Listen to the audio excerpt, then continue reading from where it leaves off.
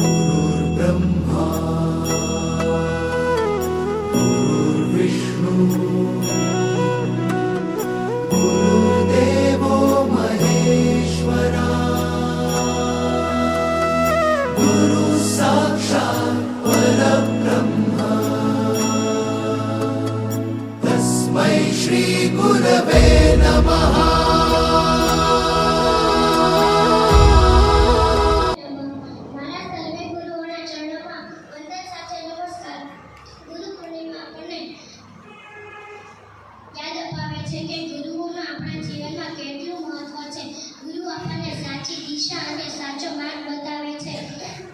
જે આપણા જીવનમાં ખૂબ જ મહત્વપૂર્ણ છે.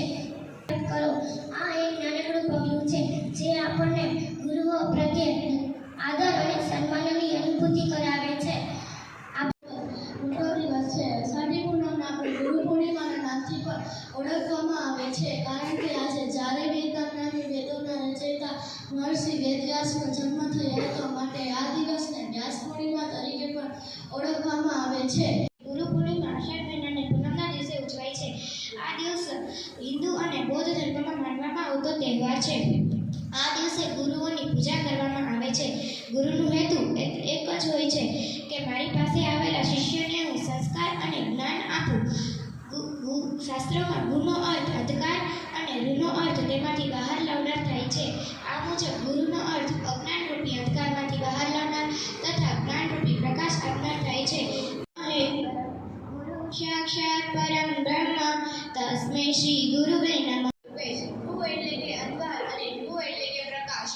બંને શબ્દ મળીને બને છે ગુરુ. ગુરુ એટલે કે અંધકારમાંથી પ્રકાશ તરફ લઈ જાય છે.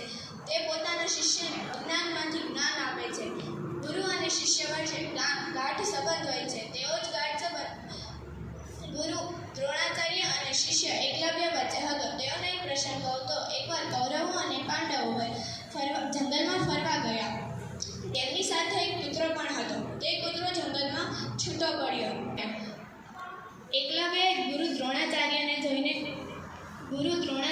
જોઈને નમન કર્યા અને કહ્યું, હું આપનો શિષ્ય એકલવ્ય આપને વંદન કરું છું. ગુરુ દ્રોણાચાર્યએ કહ્યું, હું તારી બાણ વિદ્યાથી પ્રસન્ન થયો છું, માટે મને દક્ષિણા આપ. ત્યારે એકલવ્ય દક્ષિણા આપવા સંમત થયો. ત્યારે ગુરુએ કહ્યું કે મને દક્ષિણામાં તારો જમણા હાથનો અંગૂઠો આપ. ત્યારે એકલવ્યએ જરાય પણ અટકાયા. આજે હું તમને ગુરુની મહિમા વિશે થોડું કહીશ. યતન વિષકી બેલડી ગુરુ અમૃત કી ખાન, इस दिए जो गुरु मिले तो भी सस्ता जान. गुरु ગુંફા સમાન છે જે શિષ્ય રૂપી માટીના પિંડને આકાર આપે છે. આગે લાગુ ભાઈ બલિહારી ગુરુ આપકી ગોવિંદીઓ બતાય. મારા સર્વે ગુરુઓના ચરણોમાં આજના દિવસે સાદર નમસ્કાર. ગુરુ પૂર્ણિમાના આ દિવસે હું તમને બધાને હાર્દિક શુભેચ્છા પાઠવું છું. ગુરુ પૂર્ણિમા એક મહત્વપૂર્ણ તહેવાર છે. તેમજ આજના દિવસે ગૌતમ બુદ્ધને બોધિ ગયા ખાતે પીપળાના વૃક્ષ નીચે જ્ઞાન પ્રાપ્ત થઈ. તેમણે પોતાનો પ્રથમ ઉપદેશ ઉત્તર પ્રદેશના સારનાથ શહેરમાં આપ્યો હતો. તેથી તેમની પૂજા પણ આ દિવસે કરવામાં આવે છે. શિષ્યની એક વાર્તા કહીશ. પ્રાચીન સમયની આ વાત છે. એક જંગલ હતું. તેમાં ધૌમ્ય ઋષિનો આશ્રમ હતો.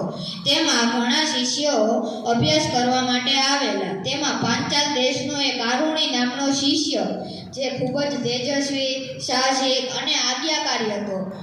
ગુરુજીને પણ આરુણી પ્રત્યે ખૂબ વિશેષ પ્રેમ અને ગુરુ વિના ન મળે જ્ઞાન, ગુરુ વિના ન મળે જ્ઞાન, અને જ્ઞાન વિના ન મળે આ જગમાં સન્માન. અસ્તુ. આપણી પાસે ઘણી બધી તાકાત હોય છે, પણ તે કોઈ ના કોઈ વસ્તુ પાછળ છુપાયેલી જોવા મળે છે. તેથી આપણે આપણી કાર્યક્ષમતાને છુપાવવાની નહીં, પરંતુ દેખાડવાની જરૂર છે. આશ્રમમાં 3 શિષ્યો રહેતા હતા. તો ખૂબ જ મહેનતથી તેમનું શિક્ષણ પૂરું કર્યું હતું. ગુરુ એ આપણા જીવનનું ખૂબ મહત્વ છે. જિંદગી તો નાનકડી છે, જેને ઈશ્વરે ગણેલી છે, પણ માતા પિતા તેને ઘડીને એક સુંદર ફૂલ બનાવે છે. જ્યારે ગુરુ તેમાં આત્મવિશ્વાસ અને ઉર્જા ભેળવે છે. આ નાનકડું સુંદર ફૂલ એ પ્રકાશ બનીને દેશના ભવિષ્યને ઉજ્જવળ બનાવે છે.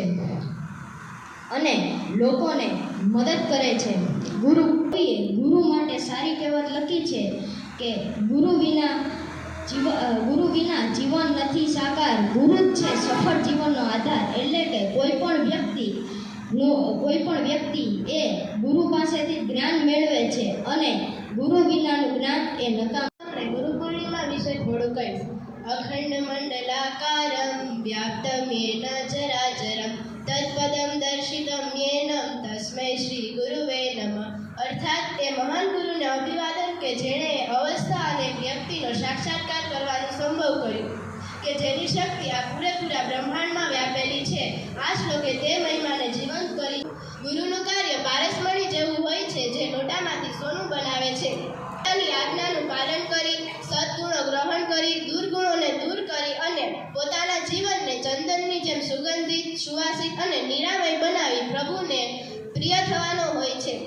आचार्य चाणक्यजीए કહ્યું હતું કે शिक्षक कभी साधारण नहीं होता, प्रलय और निर्माण उनकी गोद में पलते हैं. ગ્રંથ સાહેબમાં કહેવાયું છે કે જી પુરખું નદીરના આવાહીતીસ કા કિયા કહી કહાઈ જાય, બલિહારી ગુરુ આપને જેની હૃદય દીતા દિખાય. અર્થાત બલિહારી છે એ ગુરુ જેણે પરમ પુરુષ પરમાત્માને હૃદય વચ્ચે બતાવી દીધા. ધ્યાન, જ્ઞાન, ધૈર્ય અને કર્મ આ બધી જ ગુરુની દેન છે. આપણને જે દેતા है ये जहाँ सम्मान, जो करता है देशों का निर्माण, जो बनाता है इंसान को इंसान, जिसकी छाया में मिलता है ज्ञान, वो है हमारे गुरु. अर्थात એટલું જ કહીશ કે ગુરુ ઇઝ એન એસ્પિરેશન, ગુરુ ઇઝ એન ઇન્સ્પિરેશન, ગુરુ is everything. May ગુરુઝ blessings always shower on you. અર્થાત ગુરુ એક મહત્વાકાંક્ષા છે, ગુરુ એક પ્રેરણા છે. ગુરુના આશીર્વાદ હંમેશા તમારા અને મારા પર વરસતા જ રહે. અસ્તુ. ભારત વિકાસ પરિષદ એ તમે જોશો તો તમને બતાવે છે કે ભારત વિકાસ પરિષદ શાના માટે ચલાવી? ભારતના વિકાસ માટે. ડૉક્ટર હેડગેવારે 1925માં સંઘની સ્થાપના કરી અને સંઘની સ્થાપના કર્યા પહેલાં એને આપણા સમાજ, આપણા દેશ, આપણી દેશની પરિસ્થિતિ, અન્ય ઓર્ગેનાઇઝેશન અને આઝાદીની લડત વિશે એને 5-6 વર્ષ ચિંતન મનન કર્યું. ભારત વિકાસ પરિષદનો મુખ્ય હેતુ એ હતો કે ભારતના લોકોની અંદર દેશભક્તિની ભાવના જાગૃત કરવી, લોકોને જગાડવા.